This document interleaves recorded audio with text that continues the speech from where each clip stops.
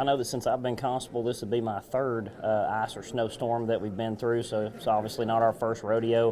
One of the things that my guys and I do is the county's been gracious enough to give us four-wheel drive vehicles. It gives us the ability to patrol in these rural areas, especially out in my neck of the woods in the county where it is very rural. We have a lot of trees that end up going down. I do have chainsaws that we have purchased for the office that we use to try to help citizens clear some of these roadways where we maybe not have to wait on road and bridge for every tree.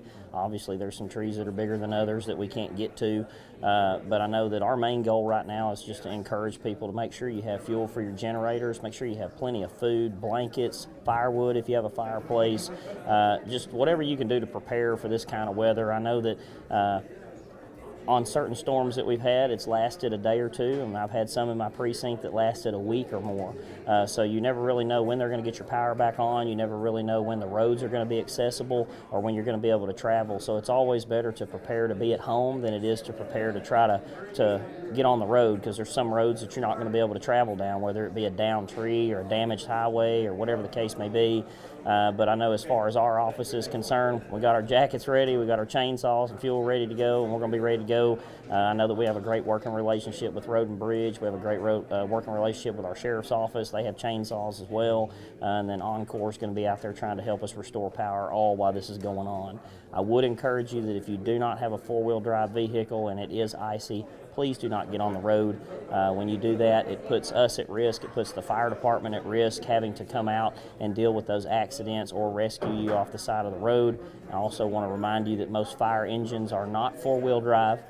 So that is a very heavy vehicle that is having to make their way out on the roadway. Not saying that they won't come out, they will, but it's always best that we try to keep everybody safe, not only our citizens, but our first responders as well. Yeah, we're actually expecting some precipitation beginning Thursday morning on through Friday in freezing weather. So we are warning folks, hey, you take precaution, but also our emergency management team has planned several things. Encore is staging units in the community ready to go. We also have TxDOT has pre-treated roadways, and we asked them to take care of a special thing like out at UT hospital where the ramp is. They went ahead and pre-treated that for us as well.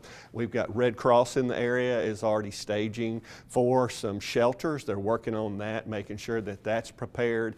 It's groups like that. We have a CERT team that we just kicked into gear. We've always had a CERT team, which is a Citizen Emergency Response Team, but they've just enlarged it and it's become very active, and so they're ready to go in case we need them. So it's we feel like we're as prepared as we can be.